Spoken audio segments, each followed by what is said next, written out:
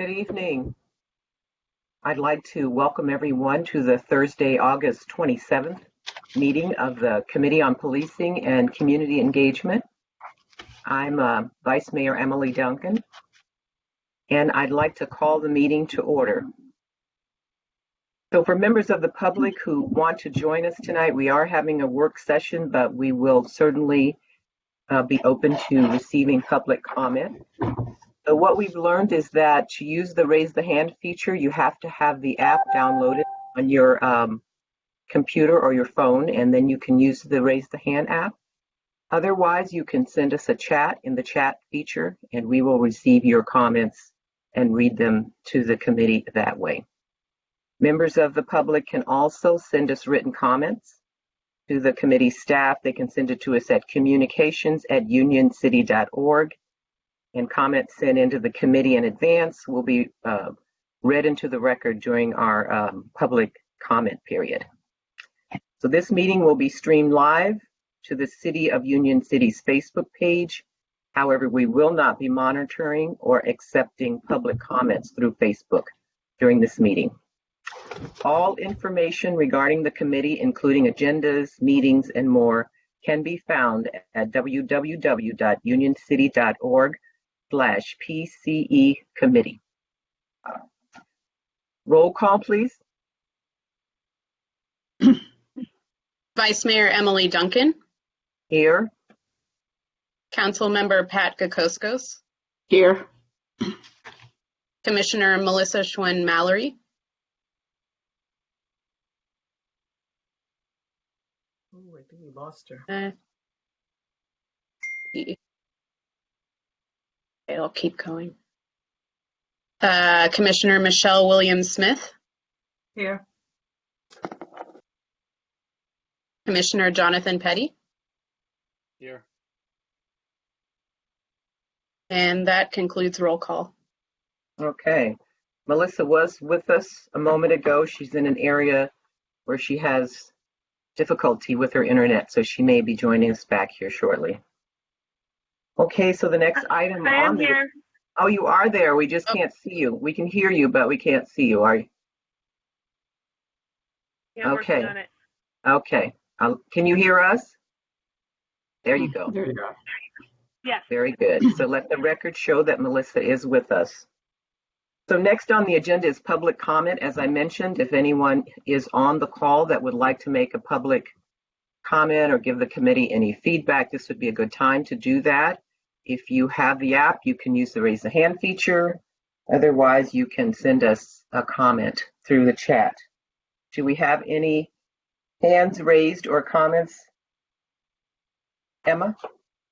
We have no comments at this time or hands raised. Okay, we will have another public comment time near the end of the meeting, so if you haven't yet thought of a question you'd like to ask us, you'll still have time. So next on the agenda, we have open business. We have none. And we have... Vice Mayor, somebody actually did write into us at the very last minute. Would you like me to read that onto the record? Yes, would you please? Give me 1 minute.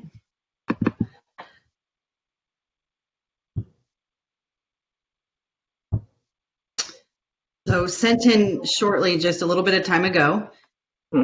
The what seems like monthly killings of Black citizens by officers has growing outrage nationwide.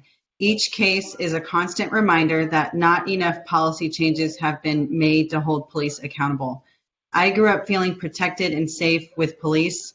I know that being an Asian American makes me less likely to be treated inhumanely by law enforcement.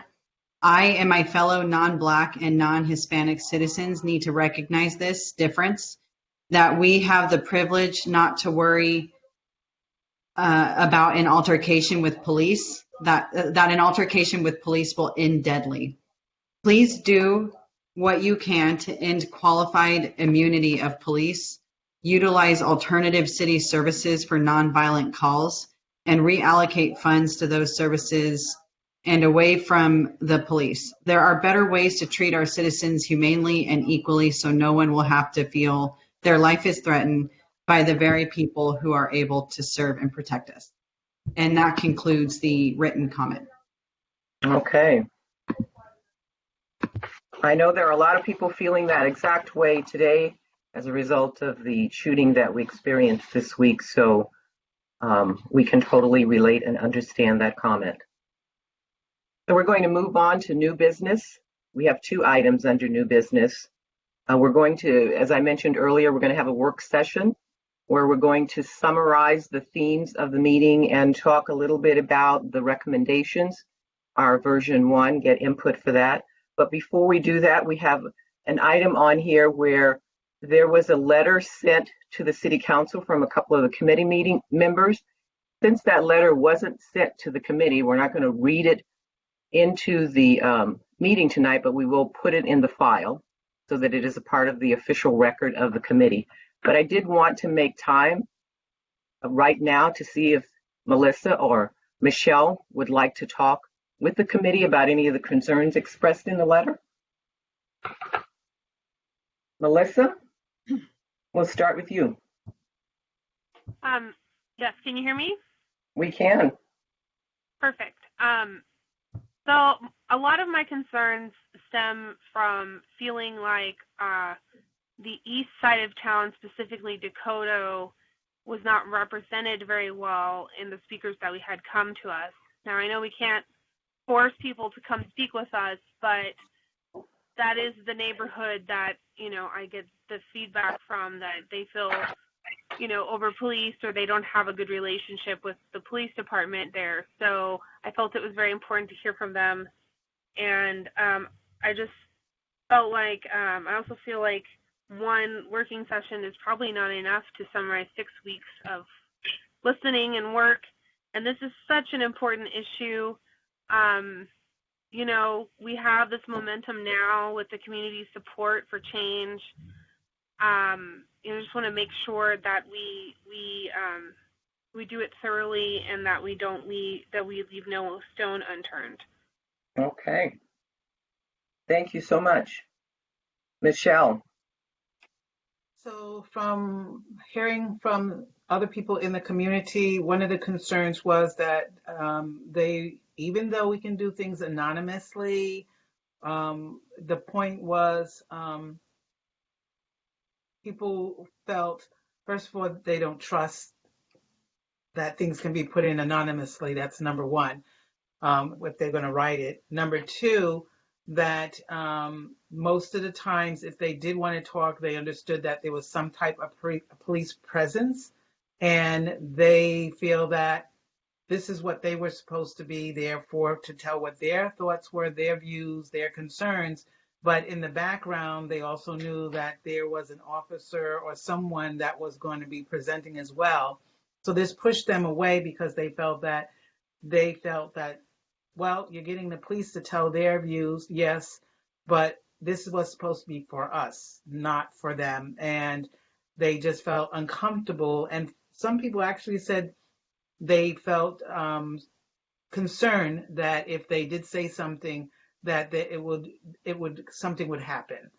So the conversation came up as, well, what would happen if you were to present, still it's on record, still people can see and everything like that, but they just felt that most of the times there was a police officer on practically each and every meeting that they had, so they felt that they were more utilized, and their words were stronger than they felt that the community's words would be.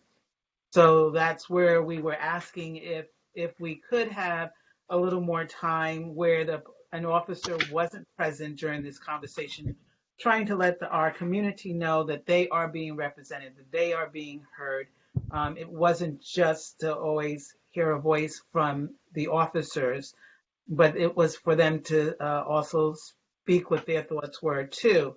So that was one of the things that I heard back from the community. And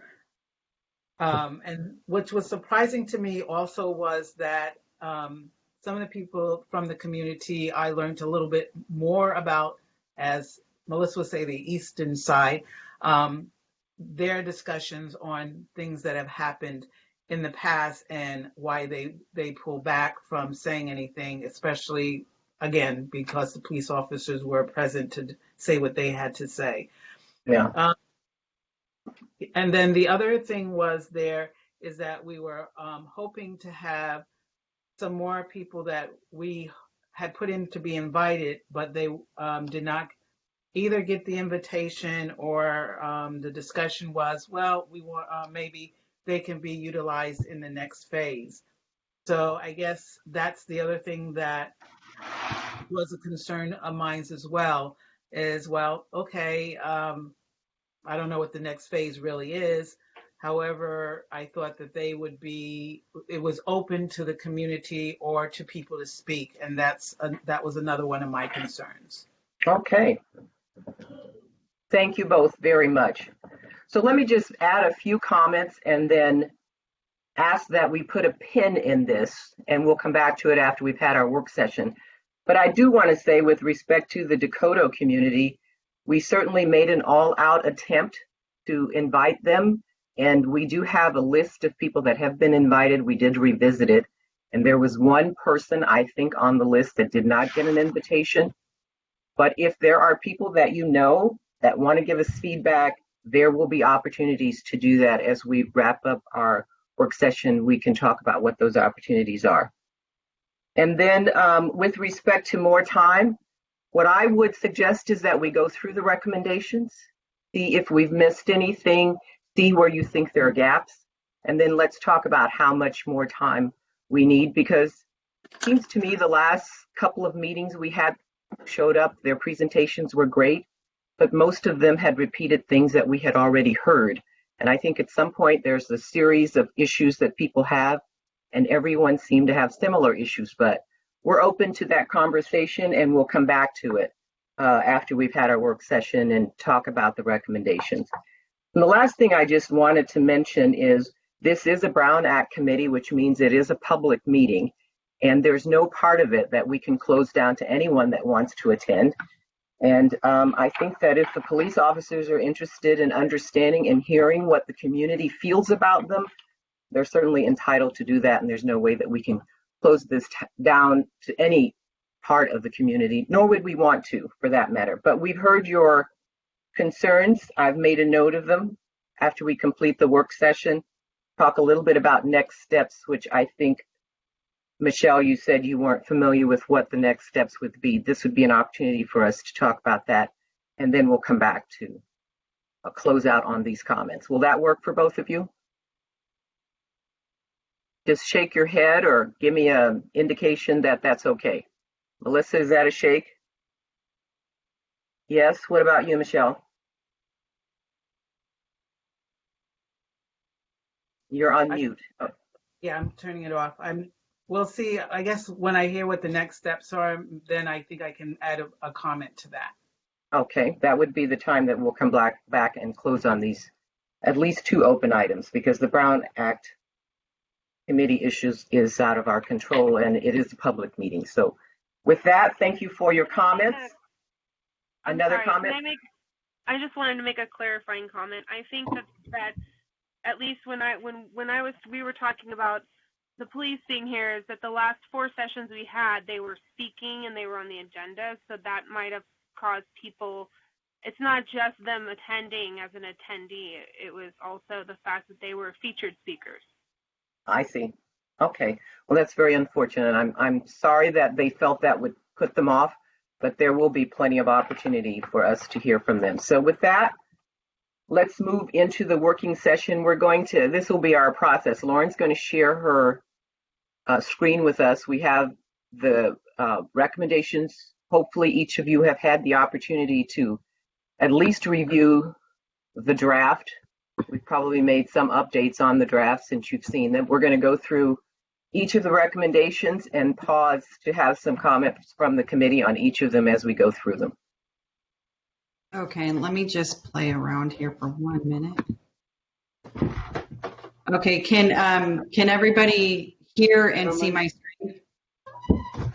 We can. Okay, great. Yes. Okay, so Lauren's going to walk us through the various sections, and then we're going to pause and receive the committee feedback on each of those items.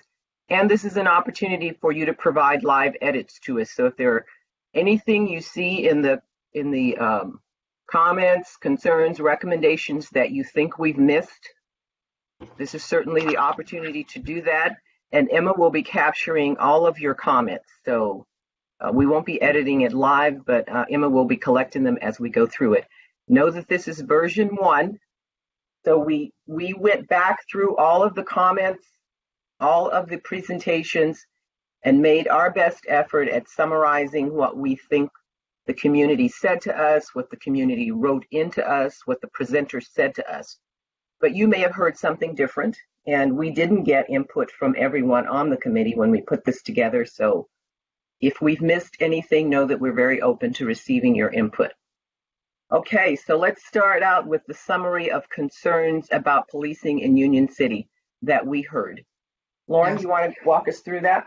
Yeah, thank you, Emily. And just to note here in terms of formatting and what you see here in front of you, obviously we were all witnesses to a lot of positive feedback and general satisfaction that came through. So I just want you guys to understand that for the purpose of us trying to transform and improve, we're focusing here on the summary of concerns that we heard. So I just want to kind of highlight that. It's not to discredit necessarily some of the positive stuff that we heard, okay? So number 1, mistrust of police and inherent fear of police, particularly by youth that exists in our community. Number 2, community sentiment that the UCPD should accept its history of poor community relations and past practices on racial profiling and use of force in order to bring closure to the community. And this one kind of speaks specifically to some of the history in the Dakota neighborhood that kind of came up time and time again. Number 3, community perception that officers lack compassion. Number 4, unconscious bias in the community, including by police, but not just by police. This is also by residents who use the 911 system and so on. Lack of community engagement by UCPD and police meeting community where they are. And police reporting to us, lack of funding on in addition to kind of align with that sentiment, police lacking funding and inability to really carry out some of those community-oriented policing or the COPS program that they once did. So we heard a lot about the COPS program, whether from the police side or the resident side, about people really missing that program. And number 7, mental health responses that do not require police officers. So there was a lot of feeling that we should be looking into that more. And just the overall sentiment that police officers wear too many hats. Okay. Thank you, Lauren. So these are just high-level summaries of what we heard from the community, what we synthesized from the comments. So did we miss anything? Are there things that you heard that you think we need to add to this list? Let's see, I can't see you at the bottom. Shall I just go around and ask each of you? Jonathan, do you have anything you'd like to? Jonathan? I think one of the things, it's Jonathan, yes. Okay. One of the things that I heard as well is increasing community input into UCPD, I guess, decisions. That maybe would be the high level way to say it. Increasing collaboration or interaction with the community when it comes to UCPD decisions. And I think some of the examples were in terms of hiring practices.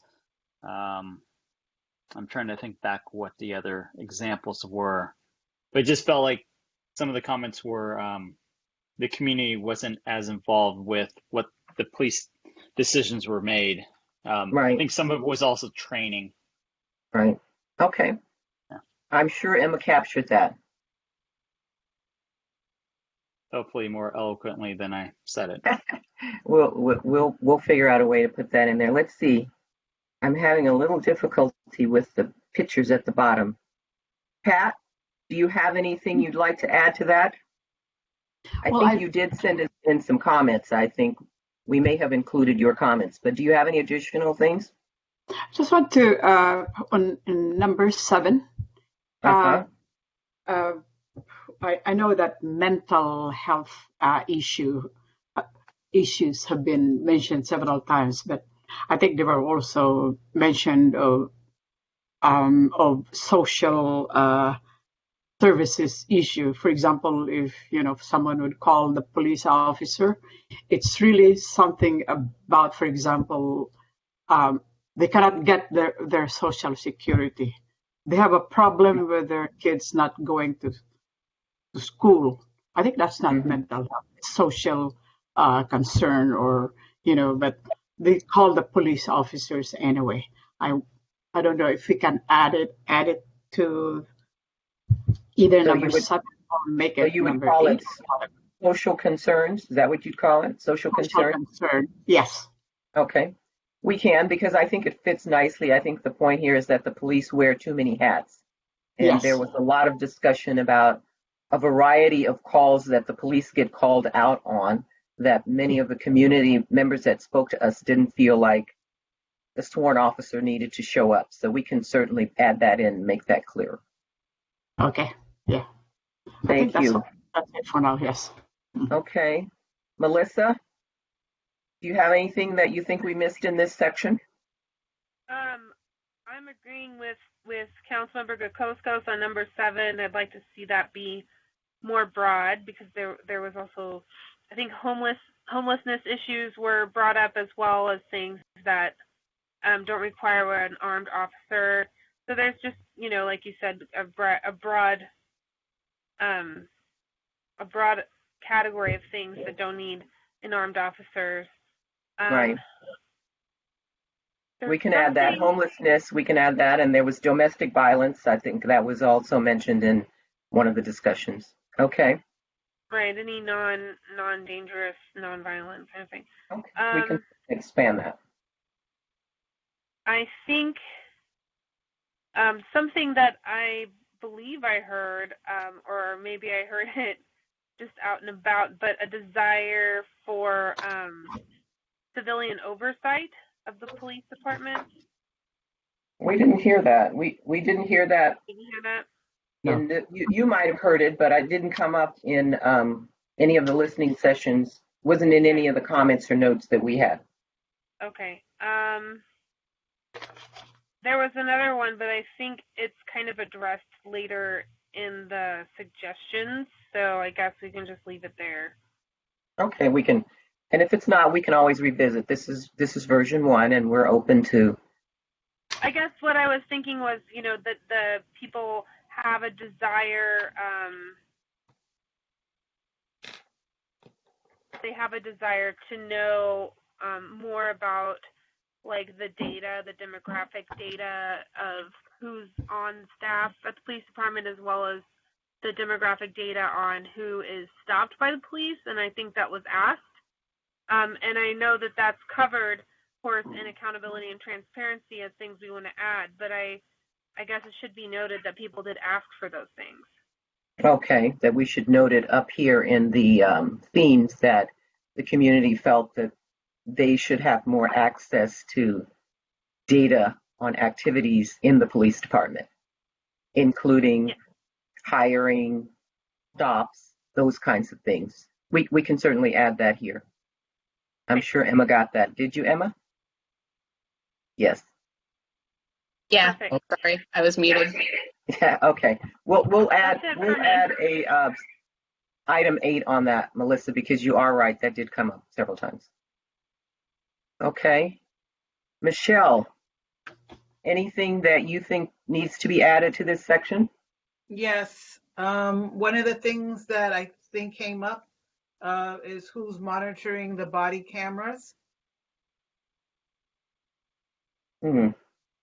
That's what I thought I heard.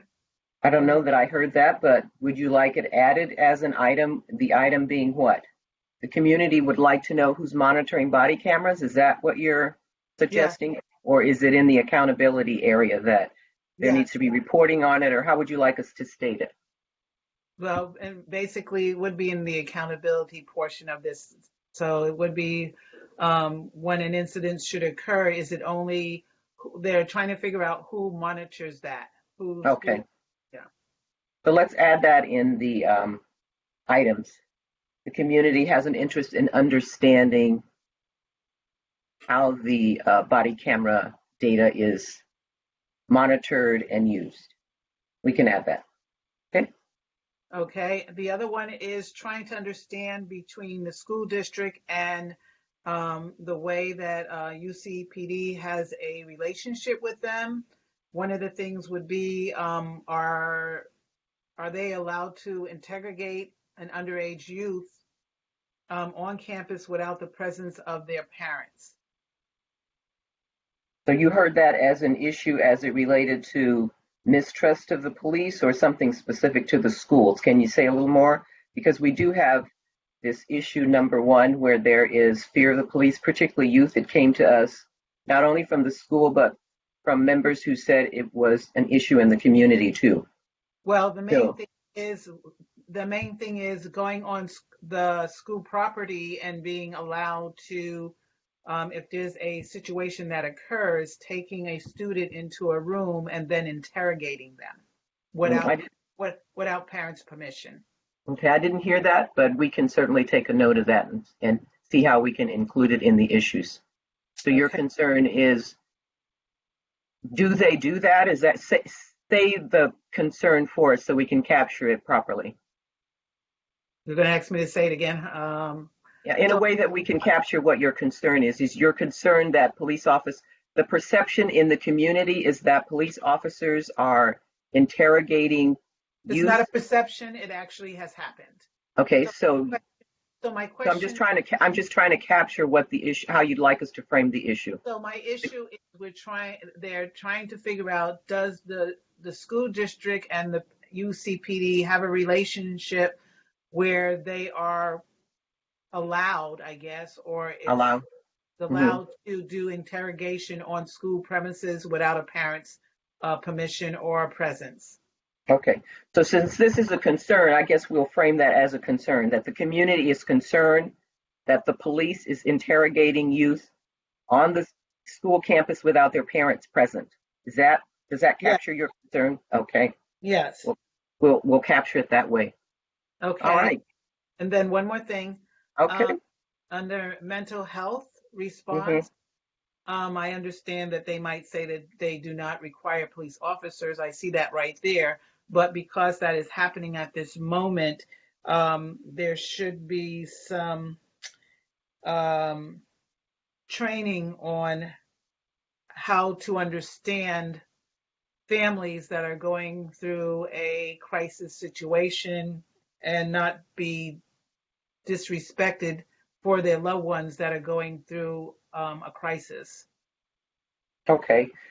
Sounds like that's a recommendation for transformation rather than an issue when we get to the mental health section. Let's review that if we didn't capture it properly. Okay. Remind us of that because we do have an entire section speaking to mental health. Okay.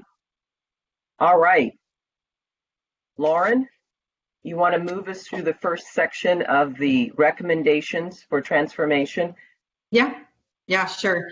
So there's going to be 4 areas that I'll go over, and we'll stop after each one and pause and talk about it.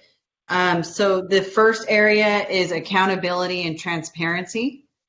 And then the sort of strategies listed under that.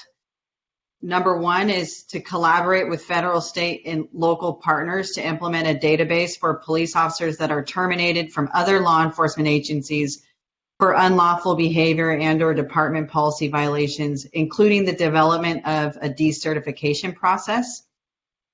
Number 2, implement a community reporting process for police use of force and calls for service data, including a breakdown on race and age for traffic stops, arrests, and other police activity. And number 3, implement a community reporting process to validate how police recruiting and hiring reflects the demographics of Union City. Okay. So those were the accountability and transparency recommendations that the community offered that came in through some of the emails that we received. Did we miss anything? Let's go back around and we'll start backwards this time. Michelle, we'll start with you first. I think we captured, I'm just looking at the accountability, transparency. I think I think we've gotten it. Okay. Right. Okay. So next would be Jonathan, I think, right? Sure. Sorry. Finding the mute button is a challenge tonight for some reason. I think one that we missed is for accountability and transparency is UCPD policies for when they use militarized equipment. And I want to say someone talked about their uniforms as well, but that probably falls under equipment anyways. I think the uniforms will be mentioned and was talked about under the COPS program, meeting the community.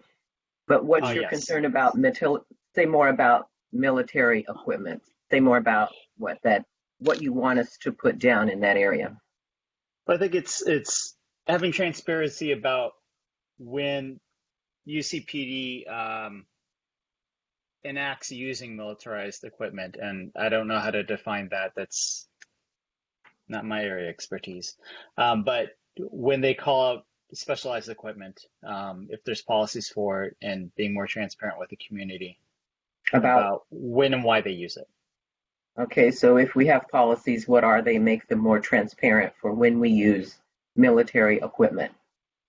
Did I capture that right? Okay. Yes. Perfect. We can put that certainly in the reporting area, and we can find out if in fact we have a policy or if we use military equipment. I think we were told that we don't in one of the presentations by one of the police officers that joined us, but we'll put that down and we'll leave it in here for a working document. Okay. Thank you. Pat, Okay. you see anything here that we've missed? I think a lot of speakers mentioned about more outreach to the community. Although the police or police officers are doing it regularly, but I don't see it here. More Outreach in what way? Well, outreach to the different organizations, for example, and also especially to our youths. And I think the uniform and of police officers visiting youths and also places with a lot of immigrants. And so if police officers are wearing their complete gear of uniform, and our young people and immigrants are afraid to talk to them. I think, I don't know if we call it outreach with some consideration of police appearance. Yeah. And how to do it, how to include that there. Yeah, that was mentioned several times. And I think it was mentioned in the context of community policing. And when we get to the section on community policing, Pat, why don't you remind us if we've addressed your issue? Because I think it's addressed in that section. Okay? Okay. All right. Did we lose Melissa? Is she back? Is she the I'm guest? back. You're the guest. So did you have anything you wanted to add to this section, Melissa? Yes, I was hoping that we could talk about a civilian oversight commission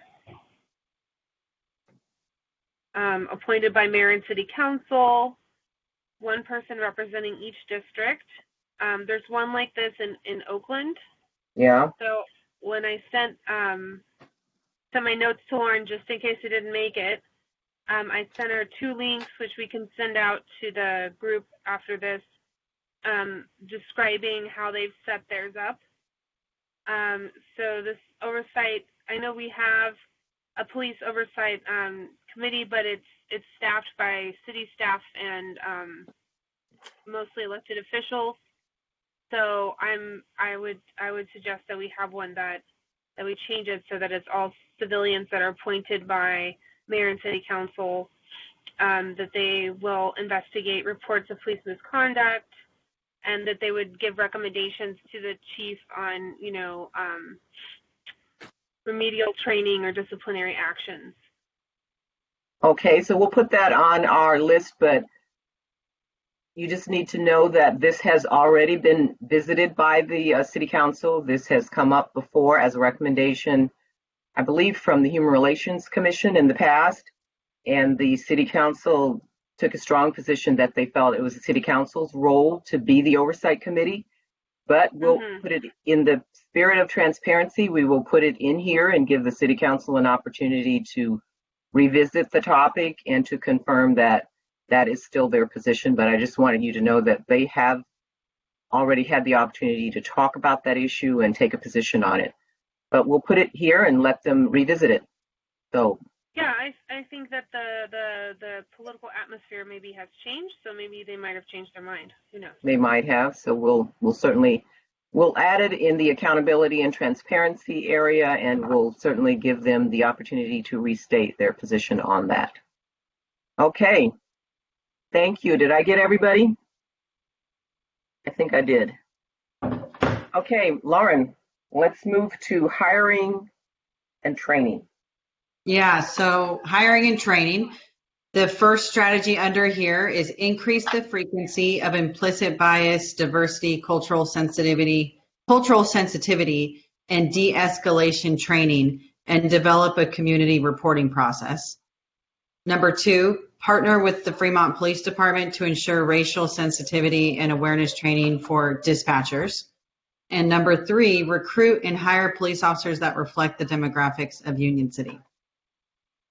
Okay, so I would just say that in many of the discussions we heard from the police officers, we're aware that training is done. As a matter of fact, I think we were given a report, and I think the community clearly felt that we should increase the frequency of that training, that while they're getting training, they felt that they could receive it more often and be more effective in that space.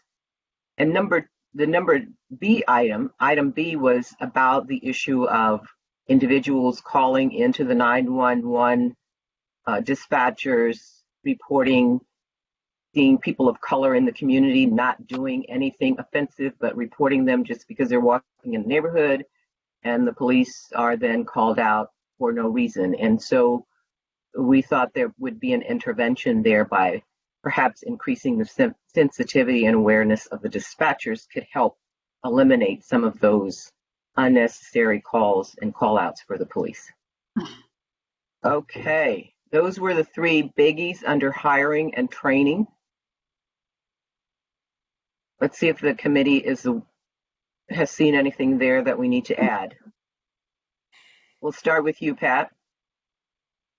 I see that the mental health and social part, that will be next. I was going to say that in the training, I think, some topics or, part of the training will be about mental health and social business or concern, because just like what I mentioned earlier, some calls or a lot of calls are about mental health and social issues. So there was a link that was sent by one of the people who sent an article about this one, and it says that I think over maybe 60% of the training is about just like the usual police activity, police crime action to criminals, but there's no the training about mental and social. It doesn't have to be really big, but I think that training should have a maybe longer time allotment to the training of police officers. But I don't know if this will be taken up in the next section. Okay, when we get to the next section, if you think it's not adequate, you let us know and we'll come back and add that to this section. Okay? Okay, yeah. Thank you. All right. Jonathan, I think that's you next. These pictures are so tiny. Yes, they are. I don't think I have anything to add to this section. Okay. Actually, rephrase that. I don't have anything to add. Okay, you don't have anything to add to this section. All right. Michelle? I'll wait till we get to the mental health section and see. Okay. Melissa? I have a few suggestions. Okay. So a suggestion to hire social workers or case managers, and make sure that someone follows up with people who need help. Like when we get calls for, let's say, like a homeless person or someone who needs mental health help, that there's someone who can make sure that they get to the resources that they need. That's probably covered in the next section, Melissa. In mental health. We would need to hire that staff, right? Right, but I think we talked about it in the mental health area, but okay. We'll note it. If we didn't cover it, we'll certainly go back and address it. It does say, here, I'm not looking at the right document. Okay. Train the officers in practices of restorative justice, so that they can try alternate methods of conflict resolution before incarcerating somebody. And this is particularly for our youth, so that they don't get stuck into that cycle of incarceration. So if we can do refer them to a restorative justice program instead of booking them, then we could maybe intervene early in life and help them turn their life around. Okay. And then I think we kind of cover this, but we will need to train dispatch to reroute calls to other services instead of police as appropriate. Okay. I think we have that don't we have that in item B where we said training? Does that not meet your need?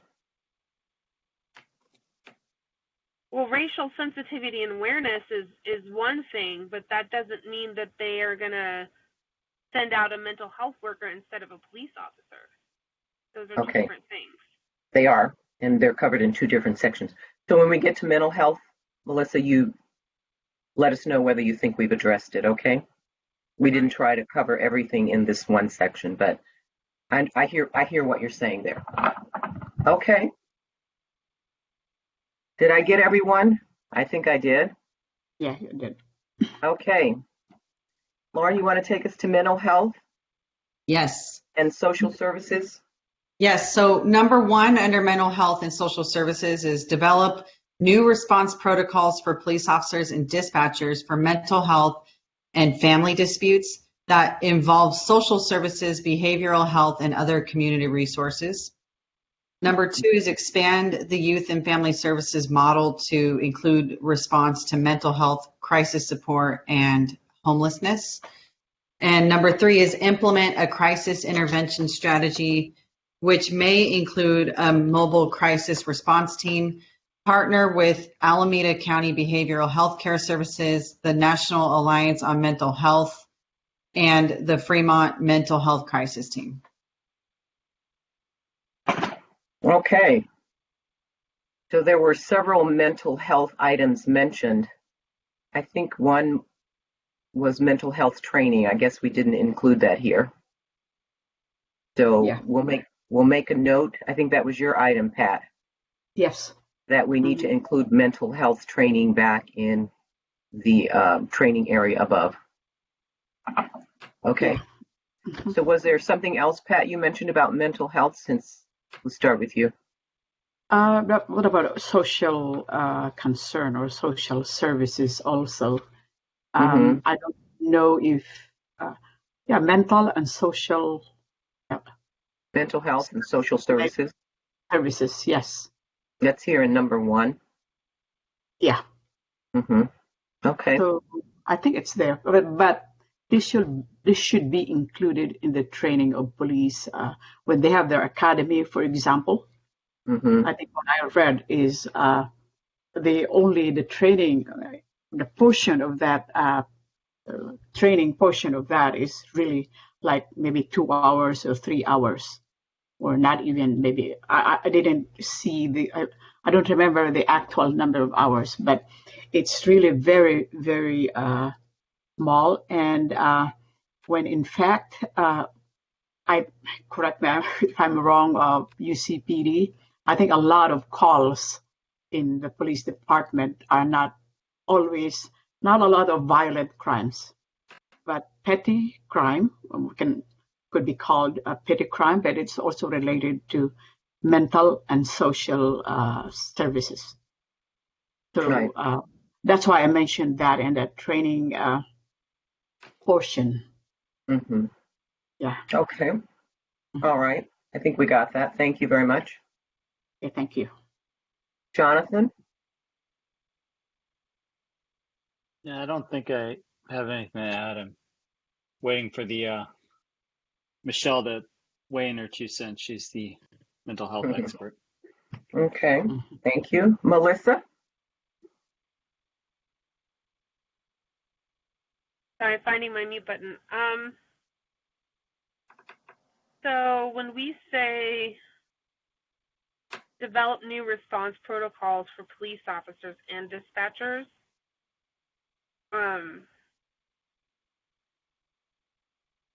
is that what you think covers training the dispatch to call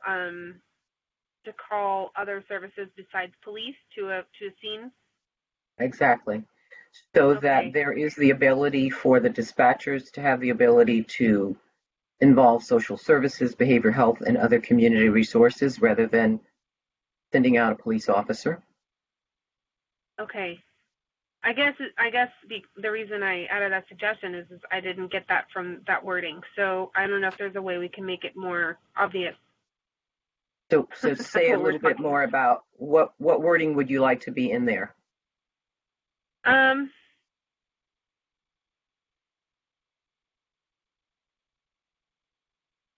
I guess I want to make it clear that means that police officers would not be responding to every call, that there would be calls that we send other people instead.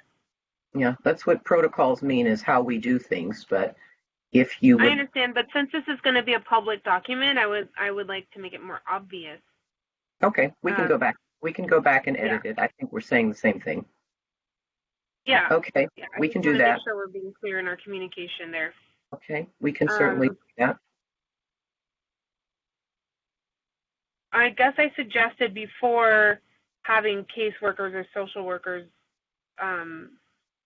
available.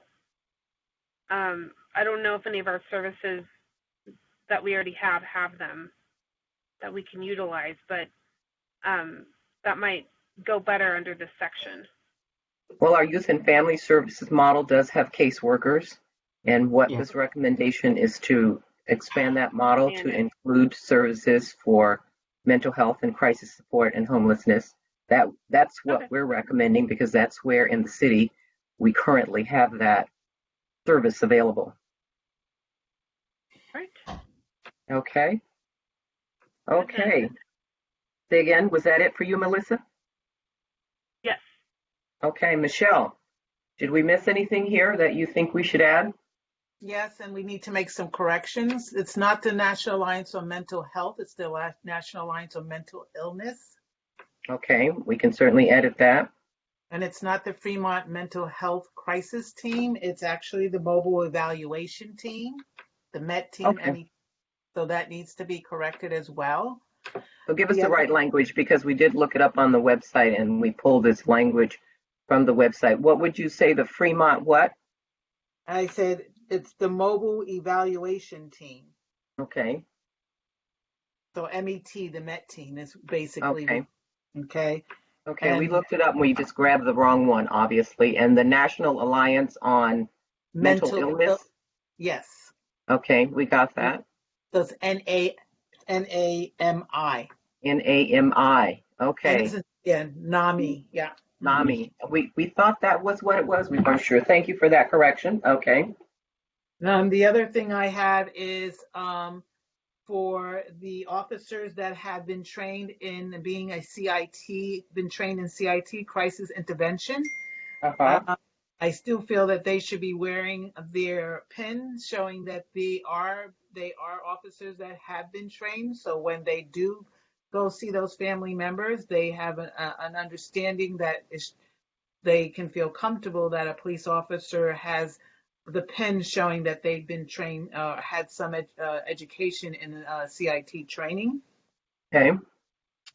And also too, I see that they need to, I don't see anything that shows, and it might have been on the other top, but I know that you said something about de-escalation, but there's different training for mental health with de-escalation as well.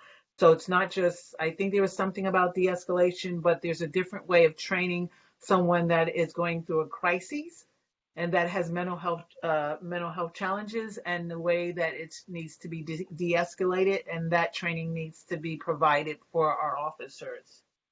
Okay. So stronger mental health training and understanding about the sensitivity of how a family member and what a family member is going through, as well as understanding when a person who has mental health challenges cannot process what an officer might be requesting or asking, or even when they come up. So there needs to be some type of training on that. Okay. I know they're getting some from the CIT training, but they're not. There needs to be more information given to them on how to do certain things. Okay. Not only for the person that's going through the crises, which as well as the family that's going through through that crisis with their loved one that's going through it. It's a whole family situation, not just one person that's going through it. Okay. Okay. Is that it? I think you've covered where you're saying to partner with Alameda County to utilize them, because they do have several programs, as well as several programs that they could utilize with the homeless as well.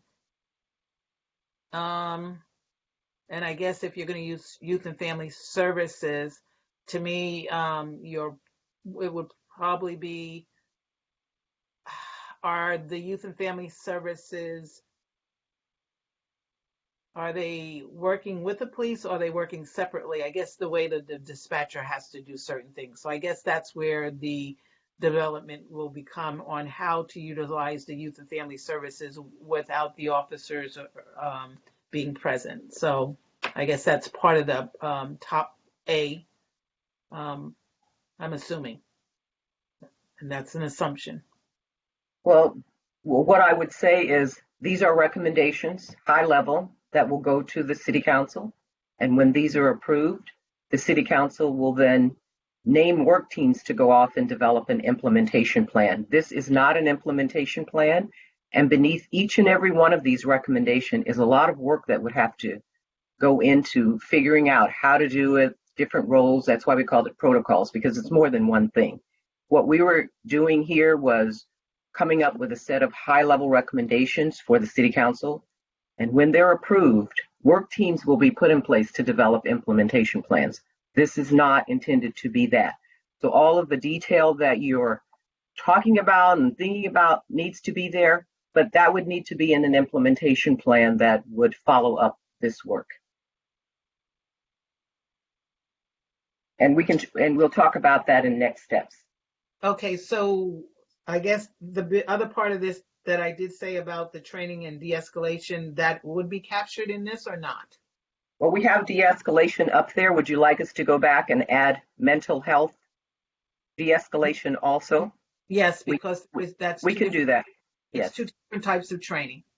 we can certainly add that. I think Pat mentioned it also. So in the hiring area where we've listed training that we think would be helpful, we can certainly put mental health and crises intervention. Because that did come up several times. You're absolutely right about that. Okay. And then also too about wearing their pens. I think that's an implementation issue rather than a strategy issue, but yeah, I think that's more of an implementation issue. Yeah. But we'll capture it. Okay. Does that do it for you, Michelle? I think so. You probably want to go back to Jonathan just in case, because he wanted to make sure that I caught certain things, but I don't know if he might have had something that I didn't say. Okay, Jonathan, do you have anything you'd like to add to what Michelle said? No, Michelle covered it all. Michelle covered it all. Okay. Very good.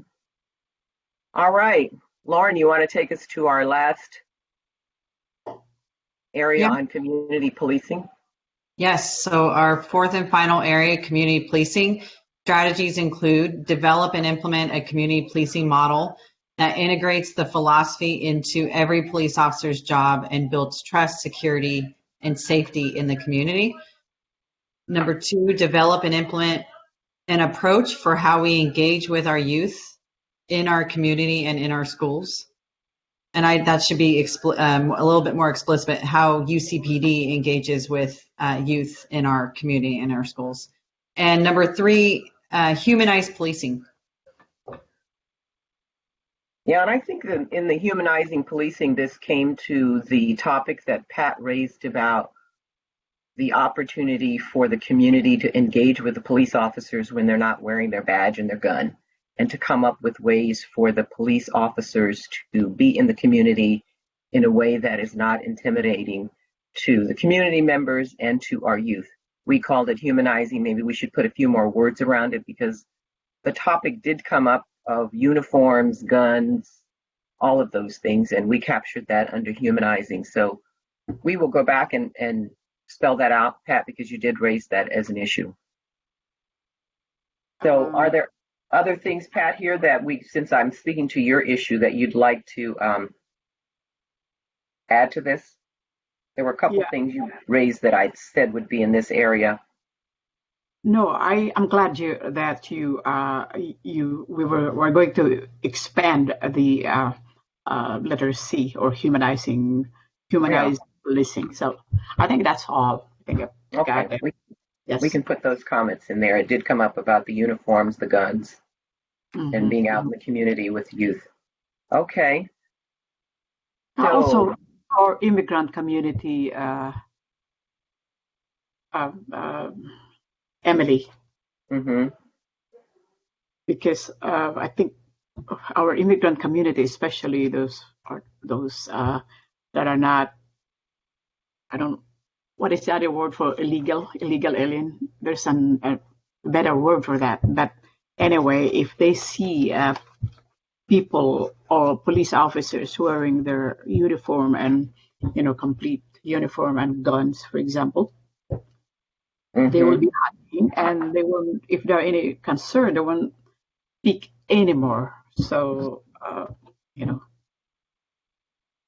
I don't know if we can add that on, because you have a lot of immigrants in the community. We'll certainly make a note of it. Okay. Make a note of it. Okay. Yeah. Thanks. Jonathan? Yes, I think there are two things. Or was it? So item B, develop and implement approach for how we engage with the youth in our community and in the schools. I think some of it needs to talk a little bit more about not just how they engage with them, just because of the way we framed our discussions tonight and some of the other discussions, I've kind of framed it as a negative experience for youth in the schools. I think there's also opportunity for community policing, for the language to include community policing, helping provide safety for the kids trying to attain education, I guess, in terms of getting to and from school, reducing the barriers for them to get to school, the safety barriers. And I think that's a long-winded way for me to have said that, and probably a much shorter way to say that. But your concern is about safety of the youth in the community? Is So that yeah, I my think, yeah, and it's about, the kids may see going to school as a barrier. If they see getting from home to school, school to home, or anywhere outside the school as unsafe, they may not want to go to school to get their education. Education is their pathway to succeeding in life. I'm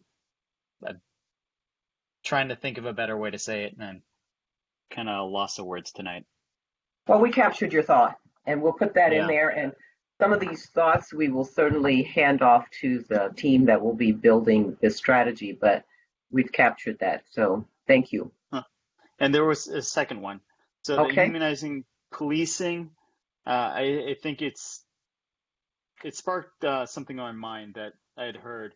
And I think it falls under a separate category where it's officers meeting community or meeting people in the community at where they are, in Mhm. terms of communication and language.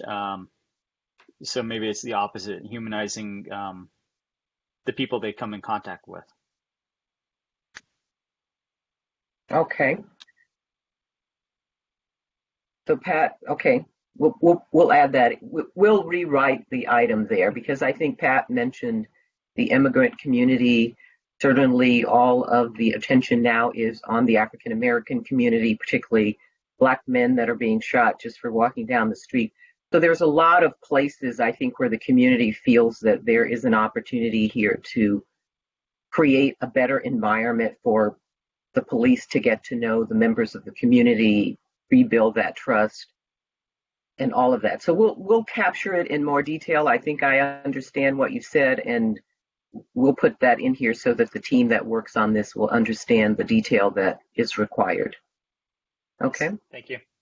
Thank you. The other word, Melissa. Emily. Yes. Yes. The other word that they use instead of immigrant is the brown and black community.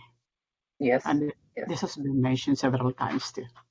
Okay. So we can certainly broaden the issue to talk about people of color. I think what we're hearing on the news right now, what caused this issue to surface to our attention, of course, we all know was the murder of George Floyd and the murders of Black men that have been happening around the world. So the focus has been in that area, but I know from conversations that we heard from members of the community that there is an equal concern from the brown community. So we can broaden this in a way that addresses all of those issues and ensures that everyone in the community feels safe and that police are here to protect them and keep them safe, as opposed to create an environment where they're fearful of the police. That's what we don't want to have. We want the police to be there to support the community, not for the community to be afraid of the police. So we'll broaden that issue.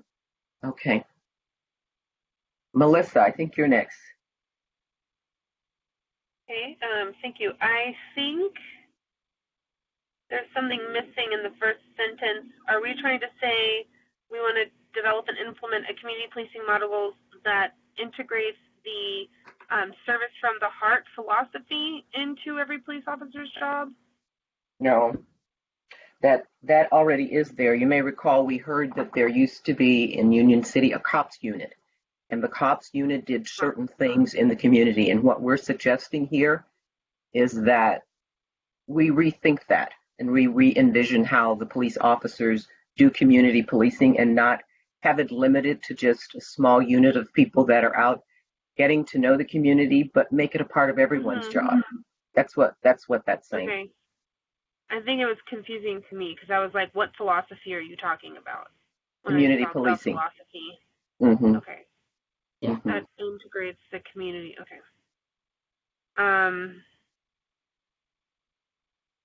Okay, maybe we could clear that up a little bit. Okay, so then,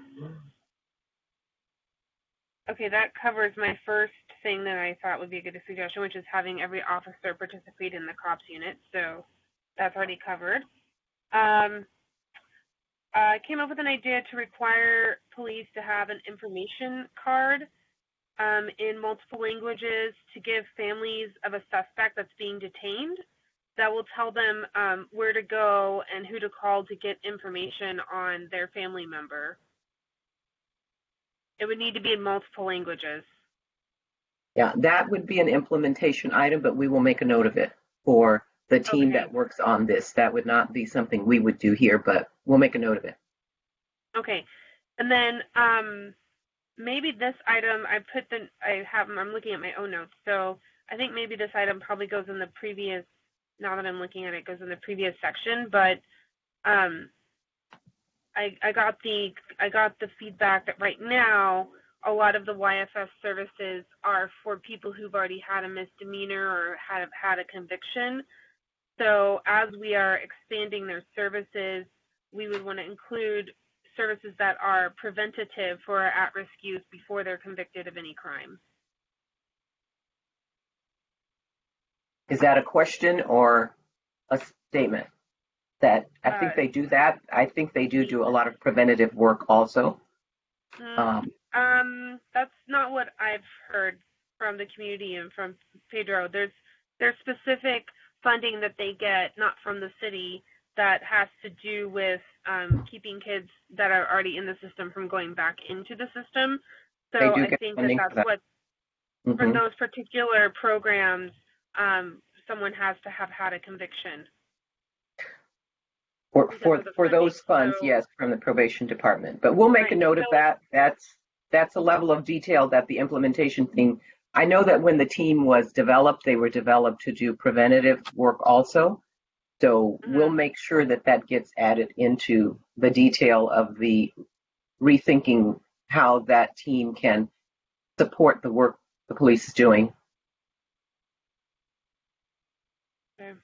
And I agree with whoever said that we need to, I think it was Commissioner Petty, that we need to humanize, the people that are coming in contact with the police as well. What does that mean? I'm not sure. I'm not sure that I understand how we humanize. Who are we saying that come in contact? He already said this, like to humanize the public, humanize the people that they come into contact with. Have them seen as human beings is what you're saying, rather than as criminals. Rather than criminals. Okay. I got it. I got it. As from human to human. I see that. Okay. Yeah. I understand that. Okay. Good. Okay. Is that it for you, Melissa? Yes. And I think, Michelle, I haven't tagged you yet, right? Right. So I need to look at one thing. I think it's further up, but I want to make sure about diversity. I think that's further up. I want to look to see how it's worded again. If you can move up something about increase the diversity training. Okay, yeah. So diversity, cultural sensitivity. Okay. Training. Okay. All right, we'll leave that one about cultural sensitivity. I'll leave that one alone. I'm also concerned about the youth and family services too, and I'm not sure anymore. I'm trying to remember. I want to make sure that the program is not only modeled for family members that have they might have insurance, or they might have Medi-Cal, or they might have private insurance. My thing is some programs only work with the at-risk youth or mental health, or if they do not have, if they have Medi-Cal, put it that way. And I think the program should be available for any of the responses that come with the mental health crisis or homeless crisis or gang member crisis that are going on. It doesn't have to be someone that has private insurance or no insurance or Medi-Cal. So I'm kind of concerned about how they function when it comes to the insurances. Okay. We'll make sure that we give that note to the implementation team when they're rethinking the model. I'm not sure that it has anything to do with it now, but we'll make sure that that's on the list of things to explore. Okay. Anything else?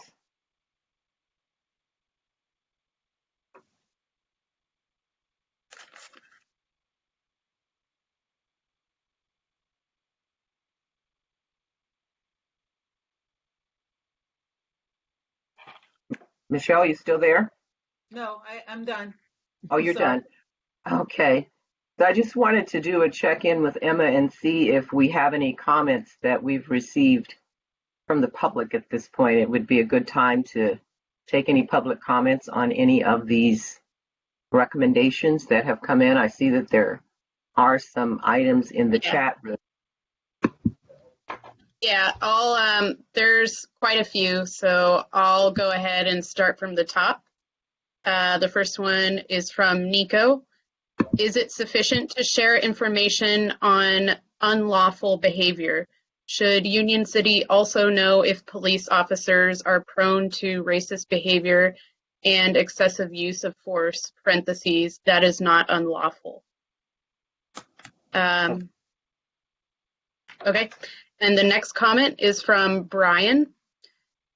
For hiring, would like to reiterate greater scrutiny during the probationary period so that we don't wait until cops do something gravely serious before they're fired.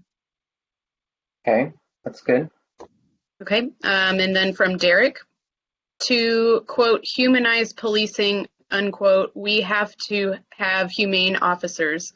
This cannot be taught, but is a function of character and baked into the hiring process. What do we look for when we hire an officer? The next one is from Avity. Could there be a middle ground between full duty uniform and out of uniform? For example, emergency medical professionals and postal workers wear uniforms to indicate their roles and look professional without looking much intimidating and militaristic like fully uniformed police. Mm-hmm. And then from Derek as well, I also agree with Nico that limiting information sharing to unlawful behavior is inherently limited. There is a lot of unlawful and untoward behavior that is unlawful, sorry. And sorry, I only have two more. Another one from Avity. I would also like to express my agreement with the points expressed above by Nico, Derek, and Brian. And then Derek says, how do we make these proposed changes stick through accountability measures and metrics for UCPD leadership? Okay. So we'll give those comments to the accountability team. And one of the things we're going to do on that team will be to have members of the community work with the team. So we'll make sure that we have those comments aligned with that issue so that when that team begins to come together, we can be in touch with individuals who want to help us develop metrics in that area. So Lauren, do you want to take us to next steps so we can talk about how we see this process moving forward? Yeah, sure. Thank you for those comments from the community. Keep them coming because we know that it's going to take many great minds to get this right, and it's a very complicated topic, and this is our first stab at it, and we know that we'll have several more before we get done. But this is what we envision to be the next steps. We're going to take these draft recommendations, including the feedback that we received from the committee, and we'll put it on the committee website for review and general comment. We'll have it there for 10 days up until September the 7th, which means that people who are watching who have not submitted comments, or any of you who have submitted comments that would like to send us additional data, there'll be time to do that.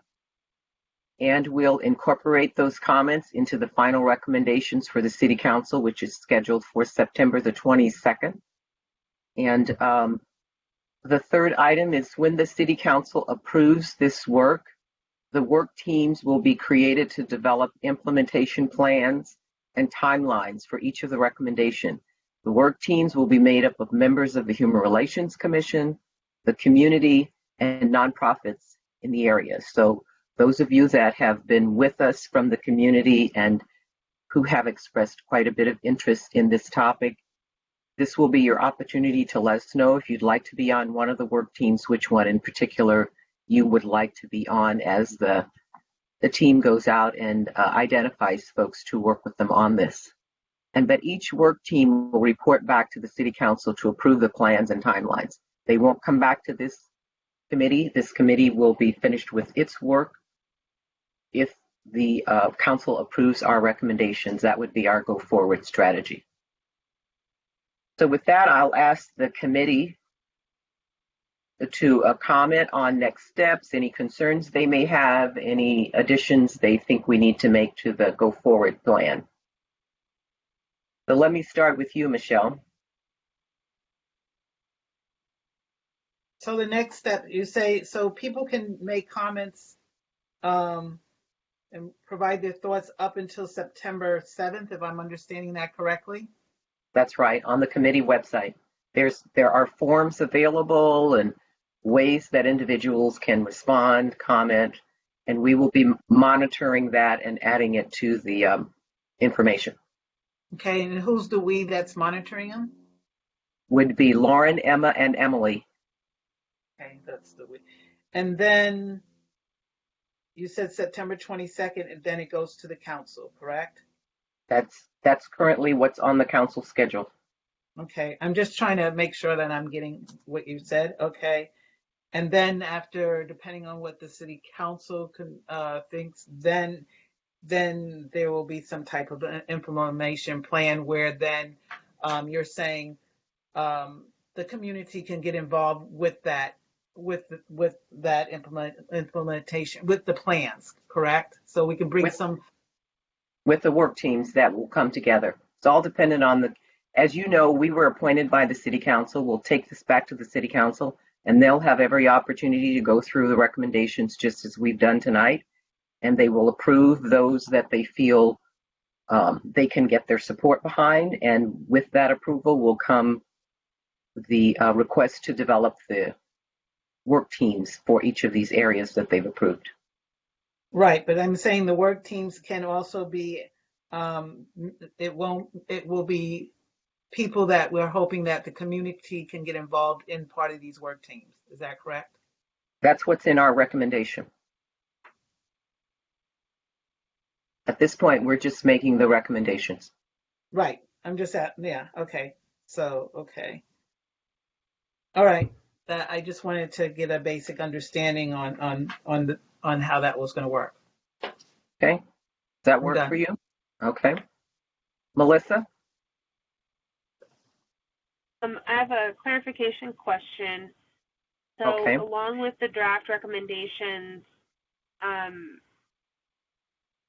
will the City Council also get all of the commentary that we've received? You know, everything that's on the website now, like the public commentary and the summary of the other commentary, will they have access to that as well? If they want to read it, it'd certainly be available. It's on the website, and there will be a comprehensive staff report put together for the City Council explaining to them what we've done, who we've heard from, what we've heard. All of that will go to the City Council. We certainly won't put every document that's on the website, but council members have been listening in, and some of them have been visiting the website, so I'm sure that they will see as much of the information as they need to make their decision. Okay, and then they'll receive the general comment between the time that the recommendations are placed on the website and the September 22nd meeting. General comments meaning say more about general comments. Number Comments one that came says in. draft recommendations will be placed on the committee website for review and general comment until September 7th. Right. So the general So- comments we're hoping will be comments that come in from the community on suggestions as to how to refine and make the recommendations better. That's what we want comments on, like what we've received tonight. So between September 7th and the 22nd, are you saying that yourself, Lauren, and Emily will take those comments and refine this draft of recommendations? Yes. And that won't be presented to this committee again for our approval before it goes to City Council? It will be presented to you for your review because the comments and feedback that we will receive will enhance the recommendations that we have here. We won't change them, but certainly the committee will be copied on all of them. Okay. So can I ask another question? I'm sorry. That is Michelle. Yes. Yes, please. Okay, so once I think I'm piggybacking on Melissa to make sure I understand. So once September 7th comes and you massage the stuff that has come through, then you're saying then we're going to get the information if there was other added on and how and so we then can make more comments on that before the 22nd and before it goes to the City Council, because we're not meeting anymore. Is that right? We're not meeting anymore. That's right. So this is version 1, and on September the 7th, we'll look at the comments that come in with the comments we have tonight, and we'll come up with a version 2, and we will share that with the committee so that any thoughts you may have, and you can let us know, but we've captured your thoughts, and hopefully they won't change between now and then. But we want to capture as much information on these recommendations because a lot of the comments we heard will be given to the implementation teams to work. This is not intended to be an implementation plan. How are we going to be able to share the new version and give our commentary without having another meeting since we're a Brown Act body? Well, I think you can send any feedback that you'd like to staff. We're hoping that we captured your thoughts tonight, but if we've missed anything significantly, please feel free to send that information into staff. And I guess my concern is if we aren't reaching a consensus, and if the next version, if we have issues we need to discuss, that we need to have another meeting. Well, I think that what we have tonight is pretty much going to be the recommendation with the feedback that's come in. If we receive anything on the feedback that is substantially different, and it doesn't fall into one of these buckets, it may not make it into one of our recommendations. I mean, we have spent 7 weeks on this, and we probably won't be opening up new areas of focus. And if there's a level of detail that comes in, we'll certainly share that with the implementation teams.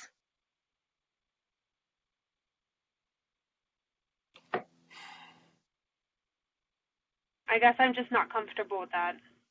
Okay. We will so note that. Okay. All right. Okay. Jonathan?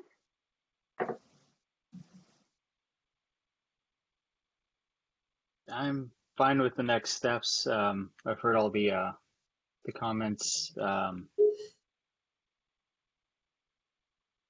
fine with the Okay. next steps. Okay. Pat? Also, I'm okay with the next steps, and I want to thank Melissa and Michelle for asking some specific questions regarding the next steps. So I'm okay. That's it. Thank you. So Michelle, I'm not sure if I got your final thought on that or not. Did I?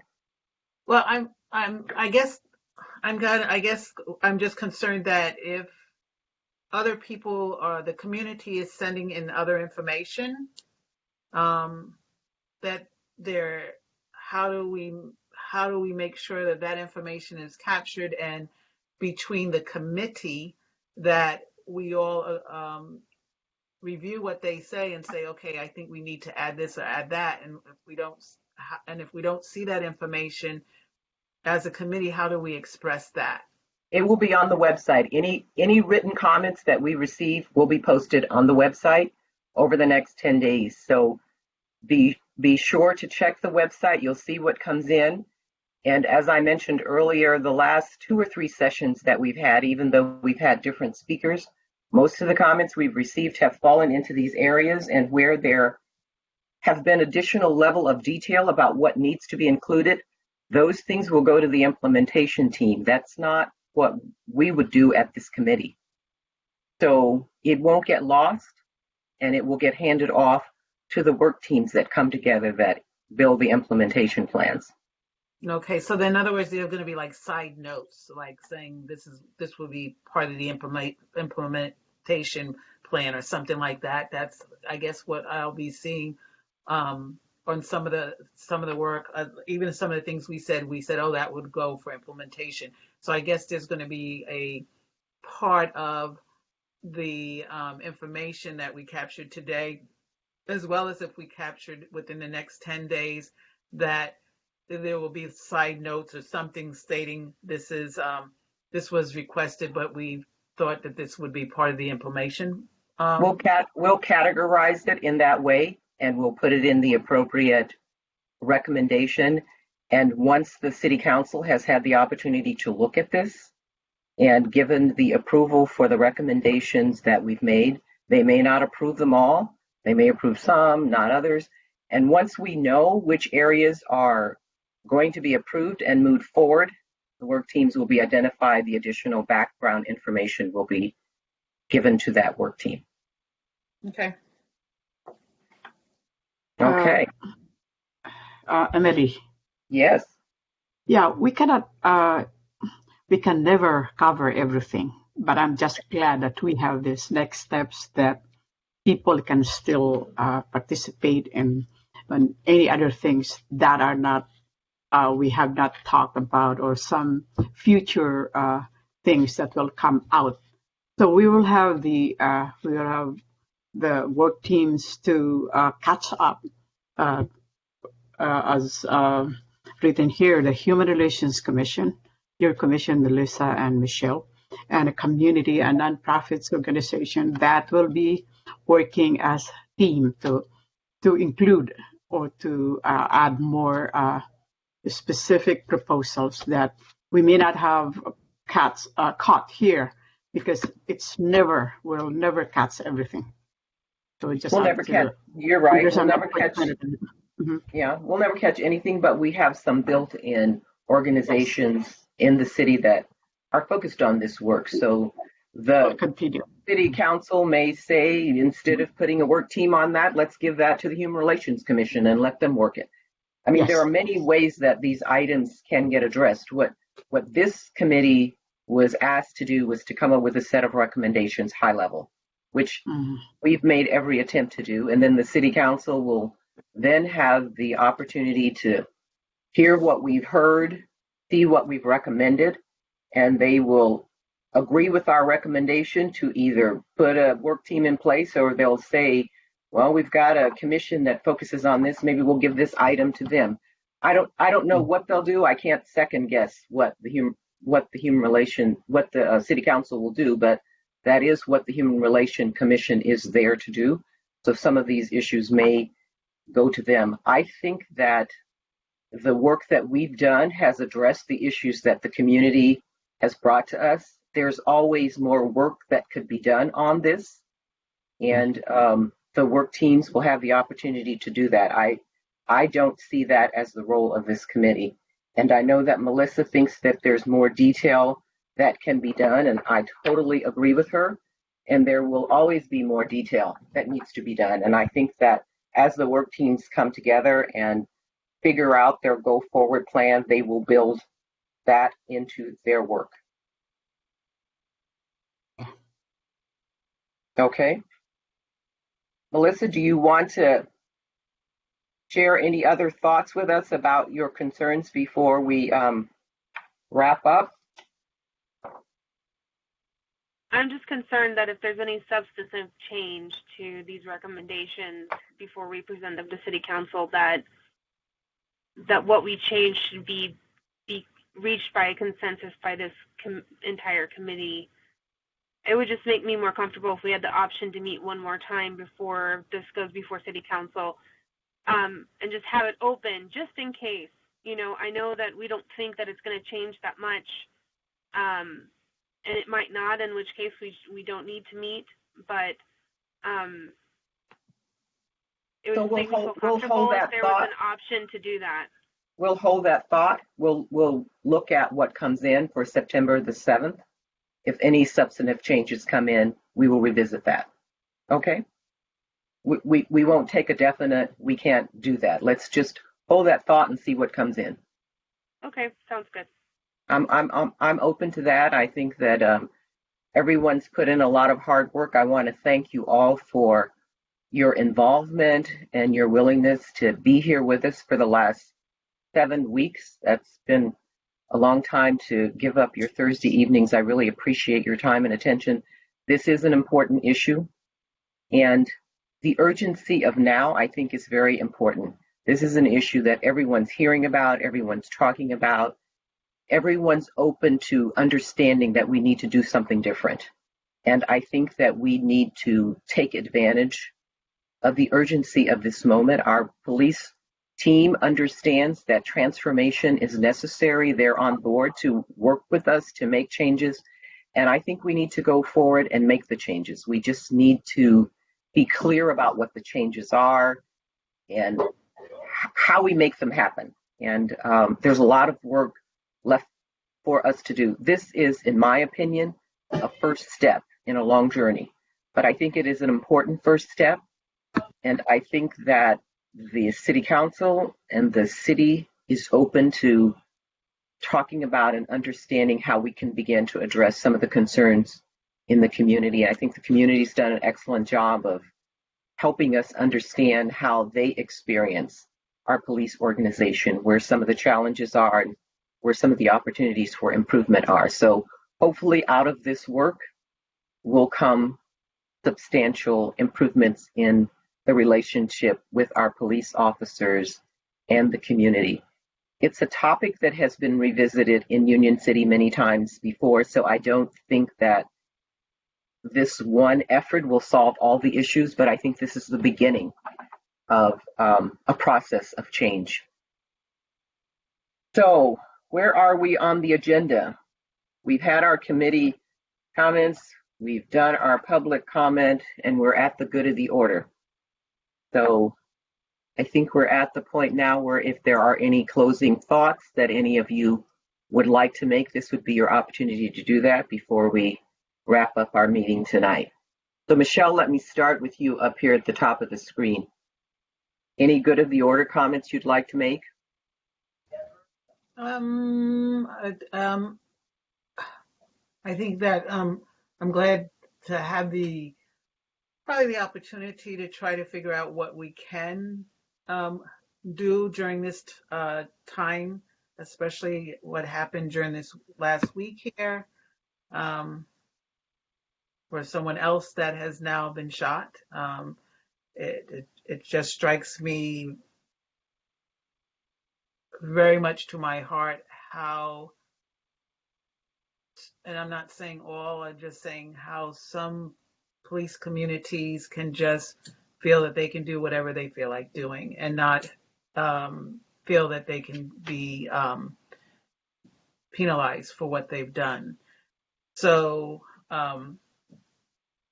the opportunity to hopefully seeing the next phases, and hopefully that if the council will say that they would like the community to also be working on these projects that we're going to be doing and changing and modifying or whatever we need to do. I'm hoping that will be part of it, because I think the community needs to be involved in this discussion, and also how things are going to be developed and implement. It's very important that the community is part of that. So I'm hoping that that will be part of it. And then also too, and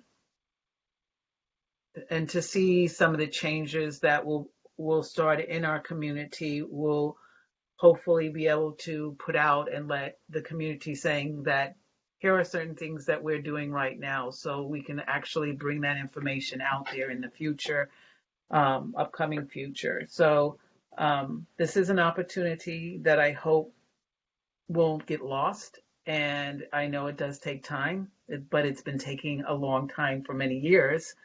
So I hope we continue to go forward. And thank you all. Thank you, Michelle. Jonathan, any closing comments for good of the order? Yes. So first, I'm appreciative for all the comments and the stories and the concerns that were shared with us over the almost 2 months that we've listened to our community speak and share their hearts with us. Also appreciative for the dialogue and the spirited discussions that we've had here on this committee. I feel that these discussions have shown the diversity in our thoughts, which is important for making change. We're not just one mind. We have a lot of different thoughts, which will help inform us best on moving forward. Okay, thank you, Jonathan. Melissa, I think that's you listed as guest. Yes. Yes, sorry. Every time I get kicked out, I come back in as a guest. As a guest. Okay, you're welcome back as a guest. Thank you. Thank you. First, I want to thank everybody that spoke with us and shared their stories with us, for coming and speaking up. I know that not everyone felt comfortable, so it took a lot of bravery and gumption to come speak for us. So I would like to thank them for sharing their thoughts with us and spending a Thursday night with us. I'd like to thank the City Council for authorizing this committee, and just thank the other members of the committee for being here and being committed. And I just want to urge any City Council members that are listening to this to seriously reconsider the Civilian Oversight Board. I think that a lot of thoughts have changed around this in our society recently, and to me, it just feels like having the City Council do that job is a little too close to the heart. A lot of City Council members are very close to our police department, and it may be easier for a civilian committee to be more impartial. And so I would just urge you to consider it, please. And I would also urge City Council to accept all of our suggestions. I think now is the time for change. This is a big moment, and we've had yet another shooting this week of Jacob Blake, and this is something that needs to change. I was talking to Lauren, talking about how, this whole system of policing was, based on these racist laws and policies, and basically based after slavery. And so for us to change it requires a lot of bold change. And so I would just encourage everybody to move forward with that in mind. Thank you. Thank you, Melissa. And Pat, did you have any final comments, or did I come to you already? Did I start with you?